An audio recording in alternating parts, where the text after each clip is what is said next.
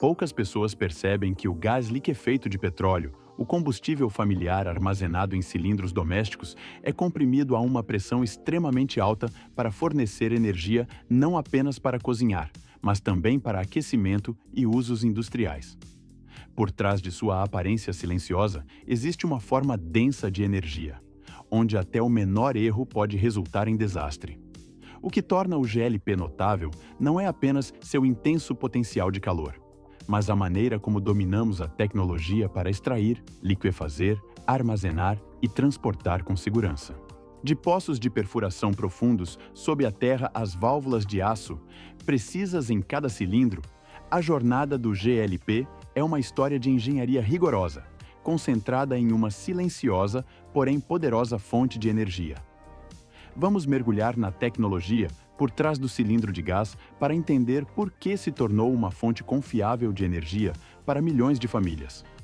Abaixo da crosta terrestre, camadas de rocha sedimentar formadas a partir de matéria orgânica antiga se acumularam e transformaram ao longo de dezenas de milhões de anos, capturando vastas reservas de petróleo e gás, incluindo GLP.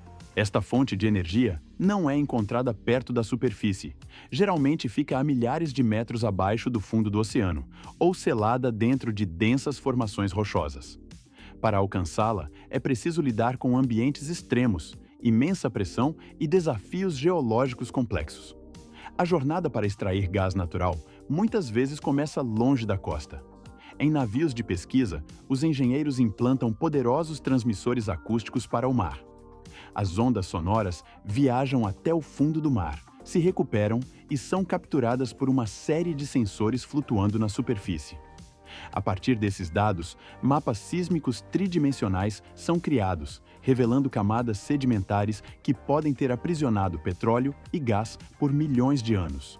Mas os mapas por si só não são suficientes para confirmar. Sondas de perfuração são posicionadas em locais promissores. Centenas de tubos de aço, cada um com 9 metros de comprimento, são conectados de ponta a ponta, formando uma enorme coluna de perfuração que corta a coluna de água e penetra profundamente na rocha. Na sua ponta, há uma broca equipada com dentes de liga ultra dura, moendo implacavelmente através dos estratos. Uma vez que uma seção é perfurada, engenheiros abaixam um olho eletrônico, uma ferramenta de registro com sensores no poço. Na escuridão abaixo, o dispositivo de registro emite pulsos elétricos, ondas sonoras e raios gama que penetram nas paredes rochosas. Os sinais de retorno são retransmitidos para a superfície, formando bandas de dados que revelam porosidade, permeabilidade e pressão do reservatório. Esses números decidem se um poço, custando de 50 a 100 milhões de dólares, torna-se um campo produtor ou permanece um poço seco, abandonado para sempre. Ainda assim, pairando sobre cada operação está o risco de uma explosão. Se a pressão for mal administrada, petróleo e gás podem subir descontroladamente à superfície.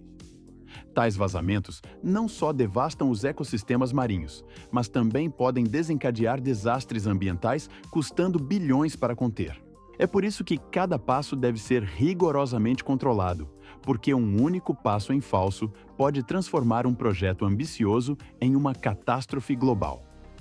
Quando a broca atinge um reservatório de gás, o poço é reforçado com camadas de revestimento de aço e selado com cimento para estabilizar a formação e evitar vazamentos. No fundo do mar, engenheiros instalam um BOP, preventor de explosão, um enorme bloco de aço pesando dezenas de toneladas. Este dispositivo contém várias válvulas de alta pressão, capaz de prender ao redor do tubo de perfuração ou selar o poço completamente em segundos, forte o suficiente para conter pressões superiores a 10.000 libras por polegada quadrada e evitar explosões catastróficas. Com sistemas de segurança em vigor, a extração pode começar oficialmente. A princípio, a pressão natural do reservatório força o gás para cima através da tubulação de produção. À medida que a pressão diminui, métodos de elevação artificial são introduzidos, como elevação a gás, injetando gás comprimido de volta no poço, ou sistemas de compressão de reforço para manter um fluxo constante. A corrente ascendente transporta não apenas gás, mas também condensado, água, hidrocarbonetos líquidos e areia fina. Na plataforma offshore, essa mistura passa por separadores multiestágios. O gás é isolado e recomprimido e canalizado para a costa ou reinjetado no reservatório para sustentar a pressão. A água é tratada para remover óleo e contaminantes antes de ser descarregada de volta ao mar sob regulamentações rigorosas. O condensado é coletado separadamente para armazenamento temporário. Durante todo o processo, milhares de sensores monitoram a pressão, temperatura e fluxo em cada estágio, enviando dados em tempo real para o centro de controle. Plataformas avançadas são até mesmo conectadas por satélite, permitindo que engenheiros em terra intervenham remotamente. Qualquer irregularidade, de uma queda repentina de pressão a taxas de fluxo anormais, aciona alarmes automáticos e pode fechar o poço instantaneamente. A produção de gás offshore é, portanto, uma cadeia de operações rigorosamente gerenciada, do início do fluxo à separação de fases, ao tratamento e armazenamento, onde a supervisão constante é vital. Até o menor erro pode custar milhões de dólares e infligir danos duradouros aos ecossistemas marinhos. Uma vez que o gás atinge a superfície, o primeiro trabalho é separar a mistura. O que vem através do tubo de produção não é apenas gás, mas também carrega água de formação, óleo condensado leve e até areia fina. Na plataforma offshore, todo esse fluxo entra em separadores de vários estágios, onde é dividido em 3 partes: gás, hidrocarbonetos líquidos e água. A água é tratada e devolvida ao mar sob rigorosos padrões ambientais. O condensado é coletado e armazenado como um óleo bruto leve, e o gás bruto continua em frente para processamento posterior. Nesta fase, o gás é desidratado para remover a umidade. Isso evita a corrosão e o risco de congelamento dentro dos oleodutos. Então, impurezas prejudiciais como dióxido de carbono e sulfeto de hidrogênio são cuidadosamente extraídas, porque degradam a qualidade e podem ser perigosas. Com o fluxo agora limpo, ele se move para unidades de resfriamento profundo ou sistemas de destilação para recuperar componentes-chave. O metano é mantido para fornecimento de gás natural, ou resfriado em GNL. Propano e butano são comprimidos em forma líquida, tornando-se GLP. Qualquer condensado restante é enviado para tratamento como petróleo bruto. Somente após a conclusão de todas essas etapas, o gás está verdadeiramente pronto para continuar sua jornada em direção às plantas de processamento. A extração de gás em terra é muitas vezes mais complexa e cara do que a perfuração offshore. Em vez de ir direto para as formações do fundo do mar, o processo começa com extensos levantamentos geológicos. Engenheiros usam ondas sísmicas, perfuração exploratória e análise de amostras de rochas para localizar camadas sedimentares com alta porosidade e permeabilidade, as condições essenciais para a acumulação de gás. Uma vez que um local promissor seja identificado, o poço é perfurado. Primeiro, a broca corta verticalmente, mergulhando milhares de pés no subsolo.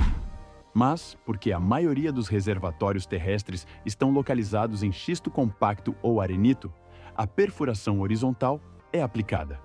De um poço vertical, a coluna de perfuração é direcionada lateralmente, estendendo-se por milhas para maximizar o contato com o reservatório. Ainda assim, a perfuração horizontal sozinha não pode liberar o gás preso. É aí que a fratura hidráulica, ou fracking, entra em cena.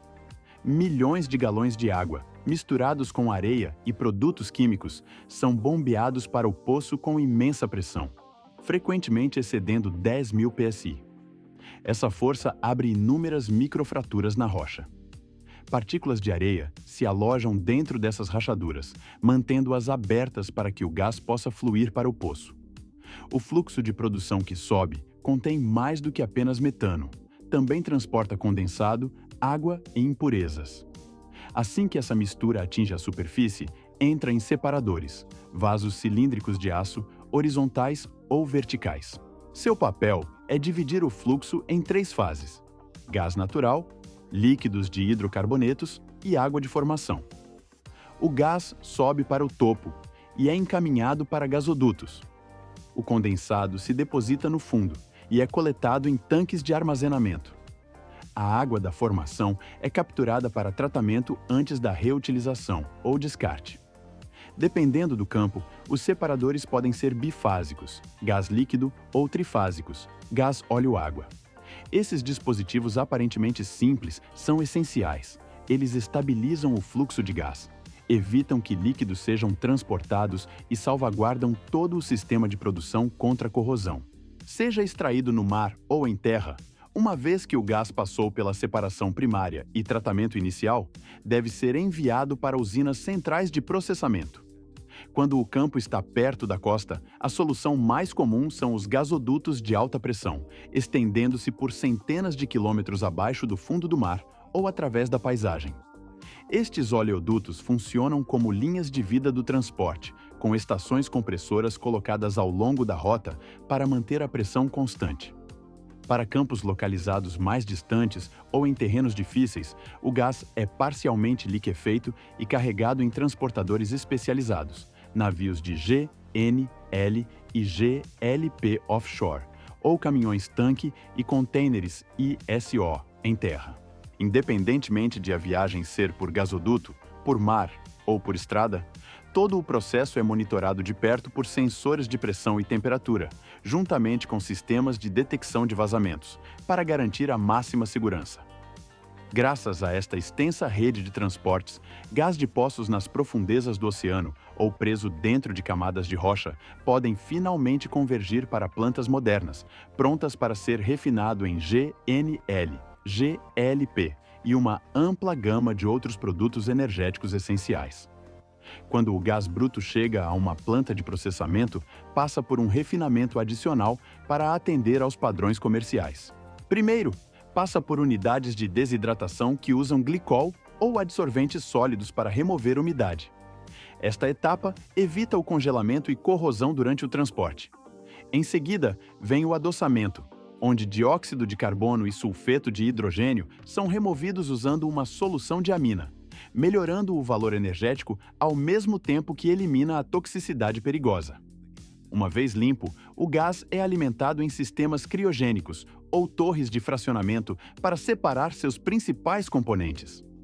O metano é recuperado como gás natural ou resfriado a menos 162 graus Celsius para formar GNL. O etano é desviado para a indústria petroquímica para a produção de plástico. Propano e butano são comprimidos em forma líquida, tornando-se o GLP, o combustível doméstico familiar. Qualquer condensado restante é coletado e tratado como um óleo bruto leve. É aqui na planta de processamento que o gás natural realmente se transforma, passando de uma mistura complexa em múltiplos fluxos de produtos, prontos para transporte e distribuição em escala global. O GLP está pronto, mas precisa ser armazenado e distribuído com segurança. É necessária uma armadura de aço perfeita, o cilindro de gás. O material escolhido geralmente é aço laminado a quente ou a frio, valorizado por sua capacidade de suportar altas pressões e resistir à deformação. As folhas são cortadas por processos mecânicos ou máquinas de plasma automatizadas em blanks precisos, peças circulares para formar as extremidades abobadadas e tiras retangulares para serem enroladas no corpo cilíndrico. As tolerâncias devem permanecer dentro de apenas alguns milímetros, já que mesmo um pequeno desvio pode comprometer diretamente a resistência à pressão.